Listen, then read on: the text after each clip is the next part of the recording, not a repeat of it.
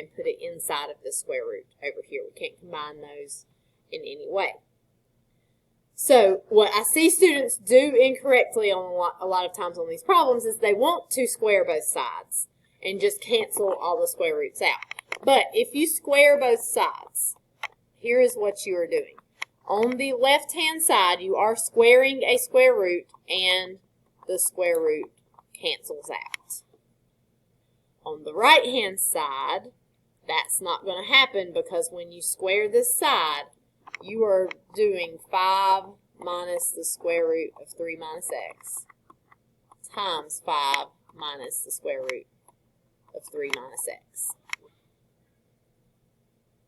So the square root is not going to cancel out in this. In fact, these problems are going to look a whole lot worse before they look better. So it's going to get kind of ugly before it starts to actually look better. But this is how we're going to approach it. We're going to square both sides.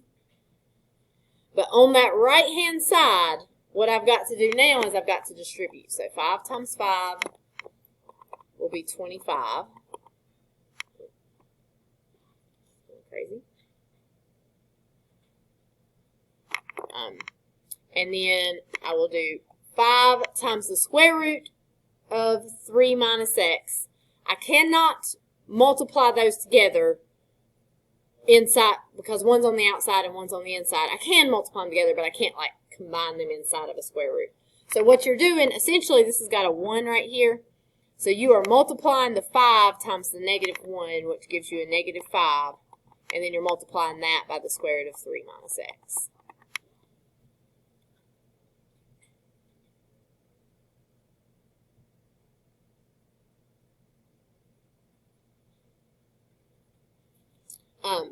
Then you've got to multiply this negative square root of 3 minus x times 5. You will get another negative 5 square root of 3 minus x. And then for the last term, you're multiplying negative square root of 3 minus x times negative square root of 3 minus x. What do you get when you multiply a square root times itself? The square root is dropped, so we will just get plus 3 minus x.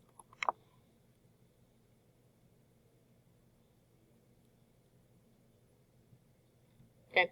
You can, if you're good at this, really good at this, you can square double square here. So you could do 25 squared, then you can multiply these two together and double it, which will give you negative 10 square root of 3 minus x times the last squared, which is plus 3 minus x. I find that that's a little much for a lot of students to do in their head, and they might be better off writing the whole thing out. It is up to you on how you want to approach that there. So if I combine the like terms on that right-hand side, I'm going to have, I can put together the 25 and the 3 right there. So I'll have 28. And then I'm going to get minus 10 square root of 3 minus x. And then a minus x over here on the end.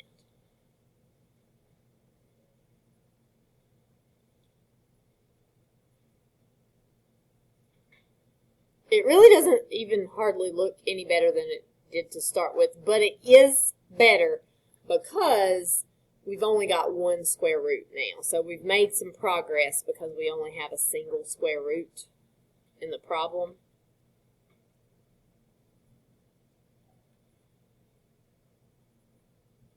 Okay, questions so far?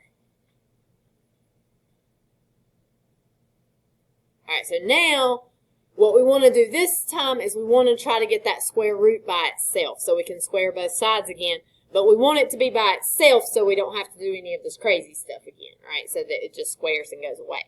So I'm going to add this x right here to the other side to get rid of it. I'm going to subtract that 28.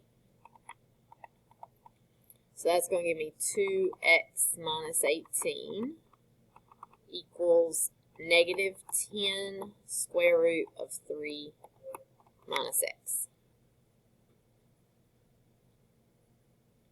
Now, ideally, I would divide both sides by the negative 10. Here's the problem with dividing both sides by negative 10 is it's going to give me fractions over here on that left-hand side, or decimals, whichever one you want to work with. So it can be done that way, but to me, I think it is easier if you don't divide the negative 10. Now, if that negative 10 was a negative 2, I would definitely divide it off because it would go evenly and it would make everything easier to deal with. In fact, I could, if I wanted to, divide everything by 2 to kind of reduce this a little bit. Let's do that. So, like, I'm going to divide this side by 2 and this side by 2 because it will go evenly there. So, that'll give me x minus 9 equals negative 5 square root of 3 minus x. But I don't really want to divide off that negative 5 because it's going to give me fractions, and that just makes it a little harder to deal with. So what I'm going to do now is I'm going to square both sides. Okay, when I square the left-hand side, that is x minus 9 times x minus 9. I am going to double square that, so x squared minus 18x plus 81. And then on the right-hand side, to square that, these two things are not added or subtracted. They're multiplied together. So when I have two things that are multiplied together, I can square them separately. So what I'm doing is I'm doing negative 5 squared times square root of 3 minus x squared. I could not do that up here because I had a minus sign in between. But right here, I don't have a minus or a plus sign in between. They are just being multiplied. So I'm going to get 25, make sure you put some parentheses around this, times 3 minus x.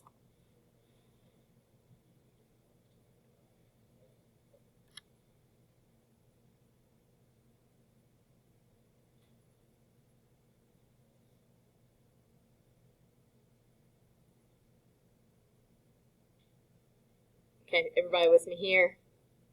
All right, then we're going to distribute. Now we're down to a quadratic. We need to move everything to one side and solve. So I'm going to distribute first.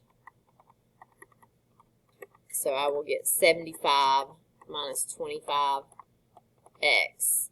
And then I'm just going to move that stuff over to the other side. So I'm going to subtract that 75 and add the 25x.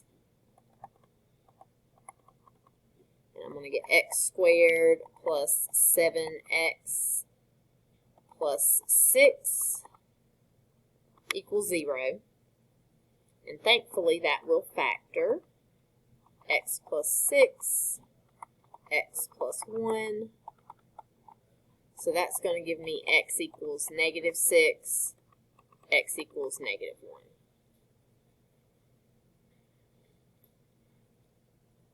Now, it is very, very, very important on these problems that you plug your answers back in to see if they work.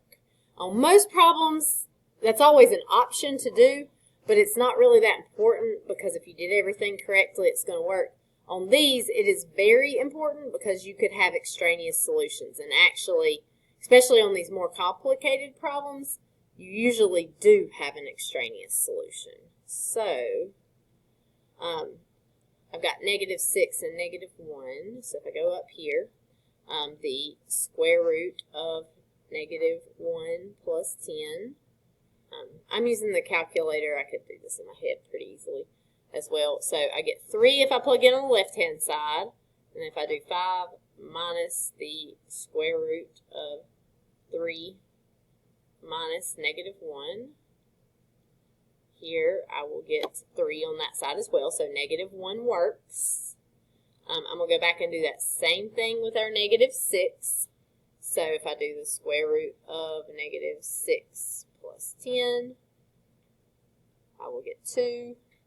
And then if I do 5 minus the square root of 3 minus negative 6,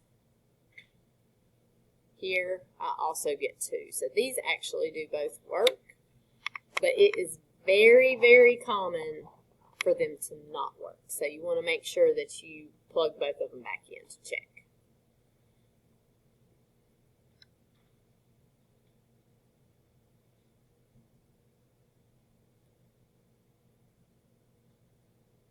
Okay, I just like to zoom back out and look at this all together. It's just such a beautiful long problem.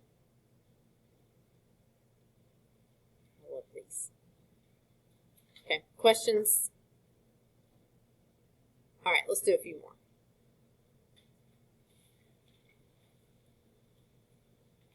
Okay, example 2.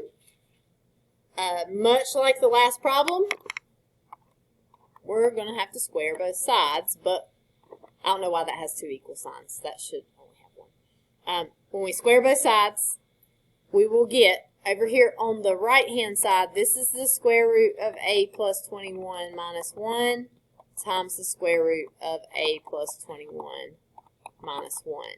Over on the right-hand side, the square root does cancel out.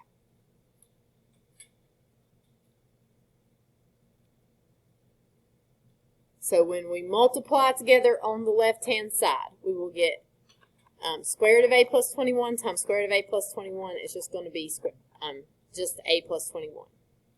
Then we will get a minus square root of a plus 21, and then another minus the square root of a plus 21, and then negative 1 times negative 1 will give us a positive 1 here.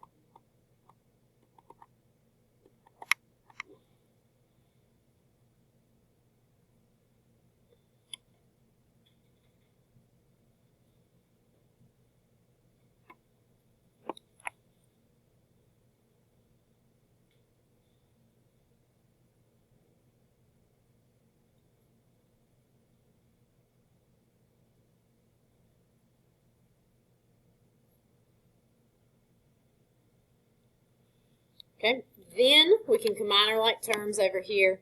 So we'll have a plus 22, if we put that 21 and 1 together. And then what do I get when I combine negative square root of a plus 21 times negative square root of a plus 21? Very good. Negative 2 square root of a plus 21, because it's like both of these have 1s there that you're just combining. And this equals a plus 12. This problem is actually going to be a little bit easier than the last problem, and here's why.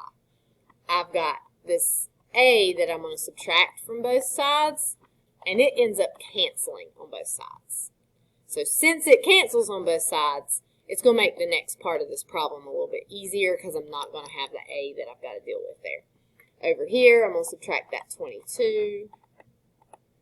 So I've got negative 2 square root of a plus 21 equals negative 10. And now you're down to something that looks like the problems that you were dealing with on the other worksheet. You could just divide by that negative 2, which goes nice and evenly. A plus 21 equals 5. To get rid of a square root, we're just going to square both sides. A plus 21 will equal 25, and then subtract. You will get a equals 4.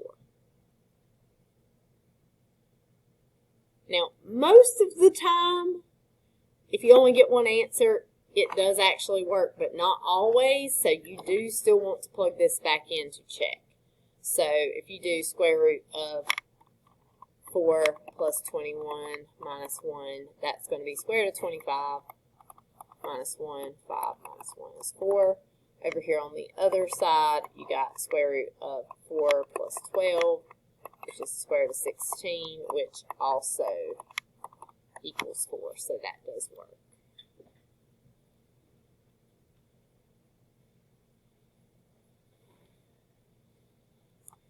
One thing I sometimes find students do on these problems is they check all their answers and they keep getting like no solution for a bunch of problems. Because like, let's say 4 did not work, we would mark it out, our answer would be no solution. You will see problems where that happens sometimes, but if it happens on lots of problems, it is probably because you're solving them wrong. and your answer is wrong because you messed up for those. So you shouldn't get no solution on a lot of them.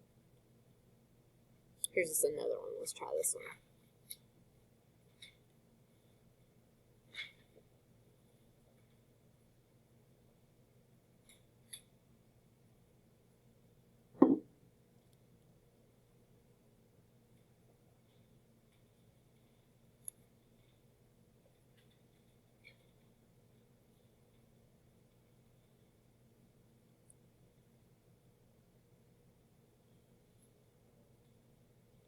Now this one looks way worse because if you square it like it sits, then that means you're going to have to do the square root of 2x plus 1 plus the square root of 2x plus 6 times itself again. And you're distributing all this stuff with square roots, and it's going to be a little bit difficult to do it that way. So it can be done that way, but it is going to be more difficult if you do that. So what I suggest instead, we can make this look like all of the other problems that we have done by simply just subtracting one of these square roots over to the other side.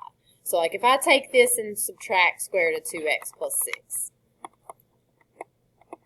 or you could take the other one over if you wanted. It really doesn't matter which one.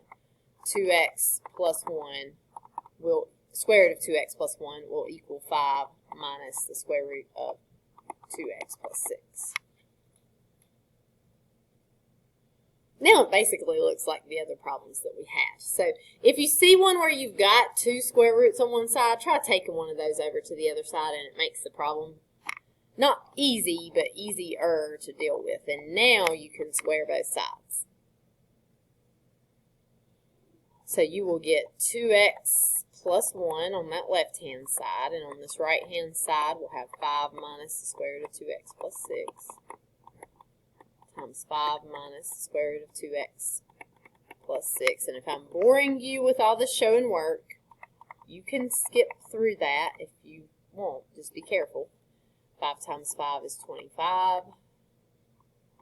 We'll get minus 5 square root of 2x plus 6. Another minus 5 square root of 2x plus 6.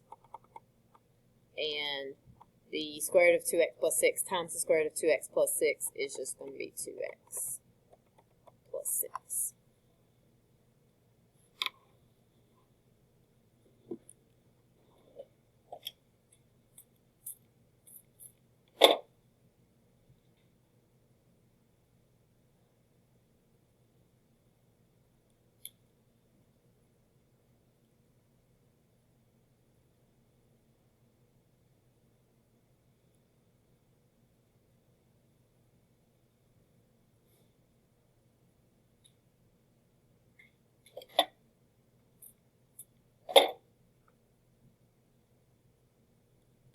Questions so far? Is everybody with us so far?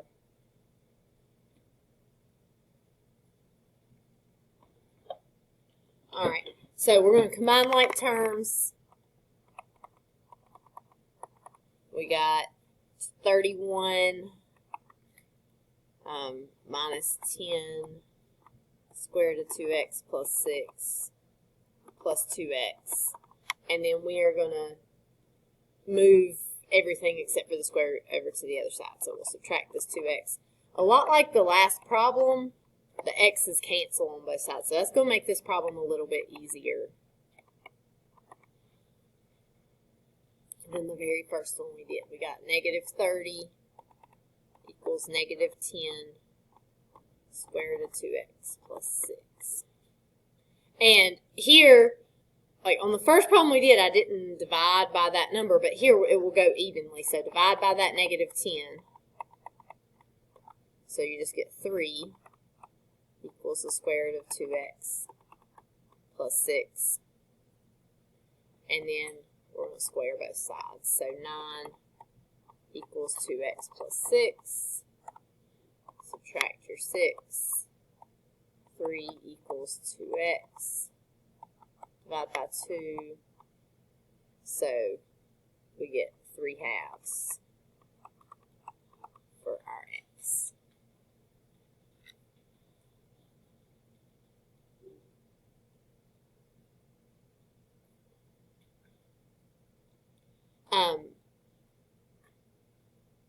It's not that difficult. If you plug it back in, you got square root of 2 times 3/2 plus 1. Make sure you close that parentheses for the square root, or if you got the newer calculators, go over, plus the square root of 2 times 3/2 plus 6. And when I type it in, I get 5. So this one does work. I promise there's extraneous solutions sometimes. I really hope I have some on these examples. I can't remember. I'm pretty sure I do. All right, questions so far? All right, how about you guys try number 4 on your own?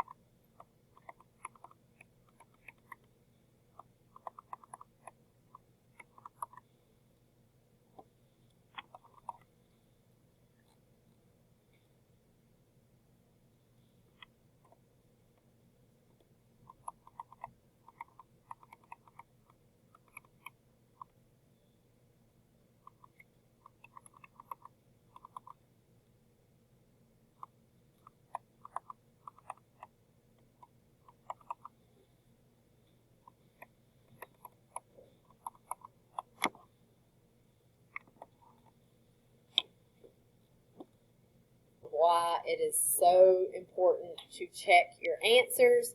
When you plug 5 back in, over here you're going to get 5, but on the right hand side you end up getting 3. That is, those two are not equal, so 5 has to be thrown out. -2 is actually an answer. It works there. So look at yours, see if you're getting the same thing, and if not, try to figure out what you maybe did wrong.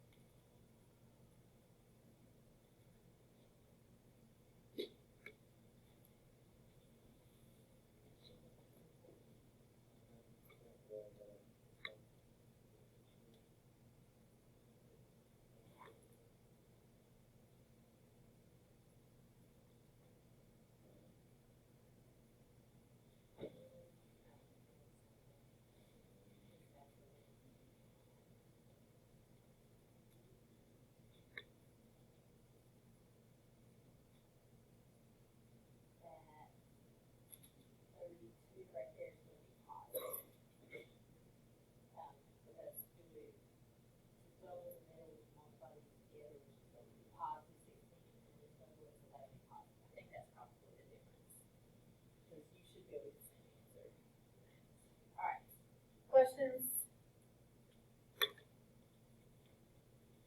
All right. I think I have one more. Let me see. That's right.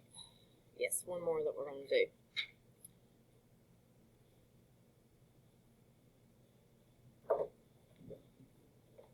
Okay. This one is going to be even a little more different because everything is under a square root. The problem is it's not like a single square root on one side and a single square root on the other, because if that's the case, you just square both sides, all the square roots go away.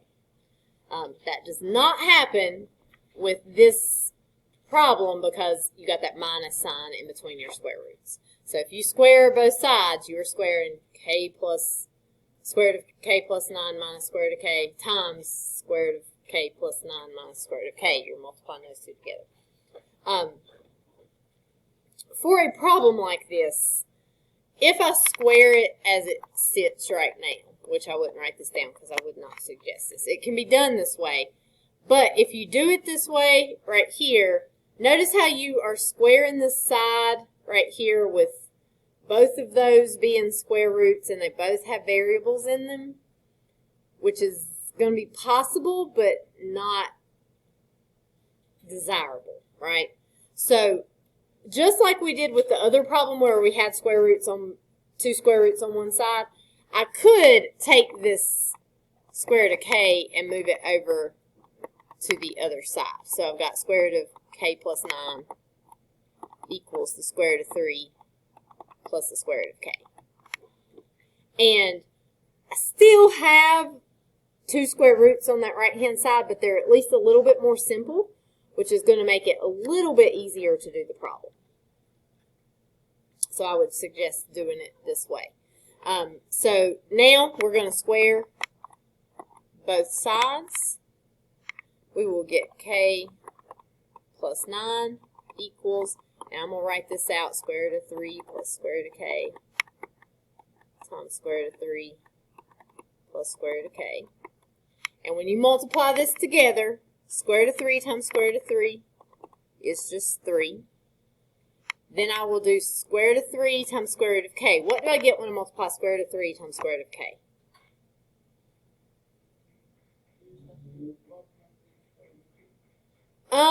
Since they are both underneath the square root, I can multiply the stuff underneath the square root together. So I can put them together under a single square root. So I can write it like this, square root of 3k. Okay, so since they're both underneath the square root, I can multiply them together and put them under the same square root. Then I will multiply here. I'll get the same thing again, plus square root of 3k. And then for the last terms, square root of k times square root of k is going to give me just k.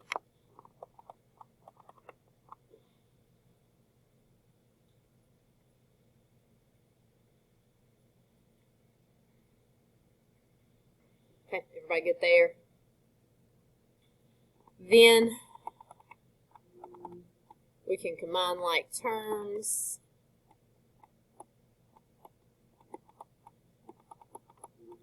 And I need to move this k over and this 3 over. So the k's cancel on both sides, which is always a good thing because that makes the next part of the problem a little bit easier. 2 square root of 3k. I would divide off that 2. So I'll get 3 equals the square root of 3k. I will square both sides, which will give me 9 equals 3k, and divide by 3. So 3 equals k.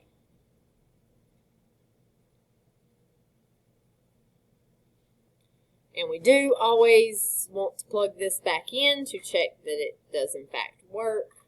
So we had square root 3 plus 9 minus the square root of 3 equals the square root of 3. This one is going to be one that it's probably easier to check it with the calculator. Could I check it like this? Is there a way? Does the square root of 12 break down? Square root of 12 would be 4 times 3, which is 2 root 3. So this is 2 root 3 minus square root of 3, which would equal just the square root of 3, because you'd have like a 2 minus 1 there. So you would get square root of 3 equal to square root of 3. Perfectly fine. Just use the calculator there. I really like doing things without a calculator. Just say I can sometimes. So yeah. I mean, I don't like taking $5.93 and multiplying it by 6 without a calculator. It's not that difficult of a computation, and it seems like a waste of time. But being able to verify this without a calculator just makes me feel like, oh, I understand how math works pretty well, that I can show that that is the same without using the calculator. So I like that. It's been a long time ago now, but I had a foreign exchange student from South Korea, one of the first years that I taught, and he was pretty cool. They didn't know where to put him because he could barely speak English. I mean, he could speak pretty good English for someone who had lived in Korea all their life and never had to speak English, but I mean, it was still it was like, I mean, if you guys have had Spanish 3, you still don't know very much Spanish at the end of Spanish 3. You can't have a conversation. So he was similar. They had no idea where to put him. They put him in like Foundations of Math 1, or the equivalent at the time. And then they realized they had put him in the wrong place. So they let him, next semester, they let him skip everything and put him in pre-cal. So he didn't take any of the classes in between. But he was pretty, it was neat because he had like his Korean math book. And he would like show me his Korean math book, and like I could pretty much follow it because all their math looked the same. It was just all the words, of course, were crazy gibberish to me. But he would always say that in Korea the calculator is cheating. So like all the other kids always wanted to get the calculator first thing, and he sat beside one poor little girl that probably shouldn't have been in pre-cal anyway. She like couldn't do anything without her calculator, and he would kind of make fun of her because she couldn't do it. So it was, he would say that like in Korea he wasn't even that good of a math student, but he was a pretty good math student over here. So it was very interesting. He would do all kinds of stuff like he said speed was really important to him in Korea. Like being able to do things quickly without a calculator was really important. Like so quadratic formula, they had like a special version of the quadratic formula that they used if your b value was even, because then you wouldn't have to simplify as much, and like there were all these like shortcuts. I don't know that they're really even all that valuable, considering calculators will do a lot of it for you, but it was kind of cool to see. All right, so your assignment is going to be a little bit different than what we normally do for an assignment today. Let me go to the math pre-cal. So what I have done is on Canvas, I have posted a page from what would be our textbook if I wanted to pass out textbooks.